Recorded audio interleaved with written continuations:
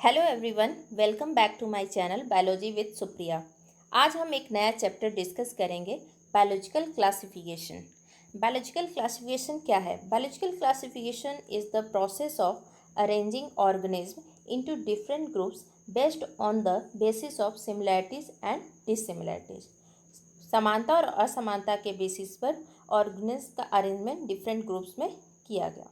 सबसे पहले biological classification Aristotle ने दिया था, बहुत ही सिंपल मॉर्फोलॉजिकल कैरेक्टर्स के साथ। उन्होंने प्लांट्स को 3 चीज़ों में क्लासिफाई किया था, ट्री, श्रब्स और हर्ब्स में। उन्होंने इन तीनों चीज़ों में ही क्लासिफाई किया था।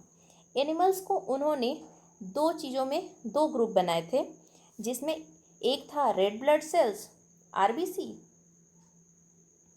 एंड सेकेंड था जिसमें आरबीसी नहीं होते हैं, विदाउट रेड ब्लड सेल्स। इसके बाद लाइनियस ने 2 किंगडम क्लासिफिकेशन दिया था, जिसमें एक प्लांटी और दूसरा एनिमेलिया था। प्लांटी में सारे प्लांट्स आ गए और एनिमेलिया में सारे एनिमल्स। यह 2 किंगडम सिस्टम बहुत दिन तक चला। ये जो 2 किंगडम सिस्टम है वो बहुत दिन तक चला।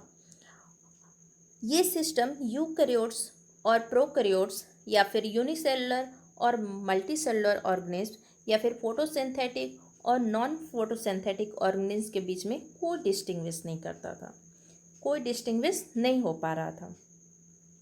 प्लांट और एनिमल्स में ऑर्गेनिज्म का क्लासिफिकेशन बहुत इजीली हो जाता था और बहुत अच्छे से समझ भी आता था।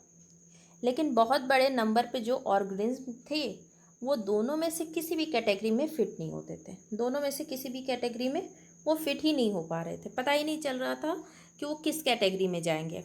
इसलिए जो 2 किंगडम क्लासिफिकेशन है वो हमारा ज़्यादा टाइम तक नहीं चल पाया और इसमें कुछ इम्प्रूवमेंट की नीड जो होती है वो फील होनी स्टार्ट हो गई। तो इसके बाद अर्नस्ट हैकेल ने 3 किंगडम सिस्टम क्लासिफिकेशन दिया, जिसमें उन्होंने प्लांटी और एनिमेलिया को रखा और एक और ग्रुप बना दिया हमारा प्रोटिस्टा। प्रोटिस्टा में वैसे आगे प्रोटोजोआ आते हैं, फंजाई, बैक्टीरिया और जो अदर माइक्रो ऑर्गेनिज्म हैं वो सारे हमारे प्रोटिस्टा में आ गए। लेकिन ये सिस्टम भी जो है वो ज़्यादा दिन तक नहीं चल पाया। 3 किंगडम सिस्टम भी ज़्यादा दिनों तक नहीं चल पाया। इसके बाद कोपलैंड सर ने 4 किंगडम क्लासिफिकेशन दिया। उन्होंने मोनरा, प्रोटिस्टा, प्लांटी और एनिमेलिया में डिवाइड कर दिया। इसके बाद मेन क्लासिफिकेशन किया आर.एच. व्हिटकर सर ने। उन्होंने 5 किंगडम क्लासिफिकेशन दिया, जो 1969 में इन्होंने दिया था। इन्होंने 5 क्लासिफिकेशन किंगडम में मोनरा को रखा, प्रोटिस्टा रखा, फंजाई, प्लांटी, एनिमेलिया। जो उन्होंने क्लासिफिकेशन का जो मेन क्राइटेरिया जो था, जो यूज किया था उन्होंने, वो चुना था cell structure, thallus organisation, mode of nutrition, reproduction और फाइलोजेनेटिक रिलेशनशिप। जो जो कैरेक्टर थे, cell type, cell wall, nuclear membrane, body organisation, mode of nutrition, ये सब को उन्होंने चुना। जैसे मोनरा में क्या है, सेल टाइप प्रोकैरियोटिक है, प्रोटिस्टा में हमारा यूकैरियोटिक, फंजाई, प्लांटी और इन चारों में यूकैरियोटिक।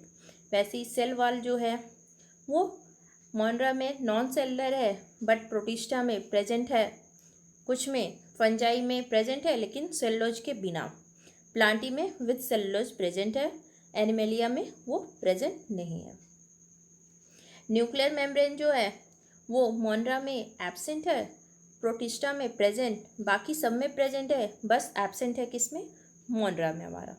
इसी तरह जो बॉडी ऑर्गेनाइजेशन है, मोनरा में सेलुलर है, प्रोटिस्टा में सेलुलर है, बट फंजाई में मल्टी सेलुलर है, प्लांटी में टिश्यू है, एनिमेलिया में भी टिश्यू है या फिर ऑर्गेन कह सकते हैं। जो मोड ऑफ न्यूट्रिशन है मोनरा का वो ऑटोट्रॉपिक है, मतलब खुद से लेने वाला। प्रोटिस्टा में भी ऑटोट्रॉपिक है, फंजाई में हेट्रोट्रॉपिक है, प्लांटी में ऑटोट्रॉपिक है और एनिमेलिया में हेट्रोट्रॉपिक है। मतलब इस तरह से उन्होंने इन सब चीज़ों को डिफ्रेंशिएट किया। लेकिन जो पहले जो क्लासिफिकेशन का सिस्टम था उसमें प्लांट के अंडर बैक्टीरिया भी आ जाते थे, ब्लू ग्रीन एल्गी भी आ जाते थे, फंजाई भी, मॉसेस, फर्न्स, जिम्नोस्पर्म और एंजियोस्पर्म सारे आ जाते थे। पहले जो ऑर्गेनिज्म थे सारे किंगडम के कैरेक्टर के पास उनमें उसके सेल में सेल वॉल इंक्लूडेड था। जो पहले ग्रुप्स थे उनके अदर कैरेक्टर बहुत अलग थे, कोई डिफ्रेंशिएट नहीं था। ये प्रोकैरियोटिक बैक्टीरिया और ब्लू ग्रीन एल्गी के साथ अदर ग्रुप जो यूकैरियोटिक थे सबको एक साथ कर दिया था। ये यूनिसेलुलर और मल्टीसेलुलर ऑर्गेनिज्म को भी एक साथ कर दिया था, जैसे कैलमाइडोमोनास और स्पाइरोगाइरा को एक साथ एल्गी के अंदर रख दिया।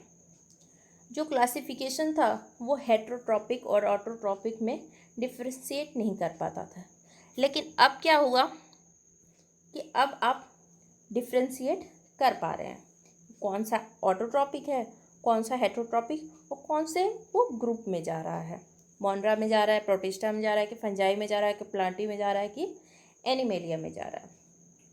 जब इस तरह के कैरेक्टरिस्टिक्स को ध्यान में रखा गया तब फंजाई एक सेपरेट किंगडम बनाया गया। जो फंजाई है वो सेपरेट किंगडम बनाया गया और जितने भी प्रोकैरियोटिक ऑर्गेनिज्म थे उन सबको मोनरा में डाल दिया गया और जितने भी यूनिसेलुलर यूकैरियोटिक किंगडम थे उनको हम प्रोटिस्टा में डाल दिए।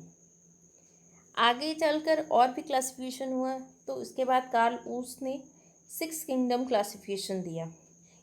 इसमें उन्होंने क्या किया कि मोनरा को 2 में डिवाइड कर दिया, एक आर्की बैक्टीरिया में और दूसरा यू बैक्टीरिया में। बाकी वैसे ही थे, प्रोटिस्टा, फंजाई, प्लांटी और एनिमेलिया। मोनरा, प्रोटिस्टा, फंजाई, प्लांटी और एनिमेलिया को हम आगे के लेक्चर में अच्छे से डिस्कस करेंगे, अच्छे से डील करेंगे। अभी के लिए इतना ही। Thank you so much. If you like this video, hit the like button, share and subscribe.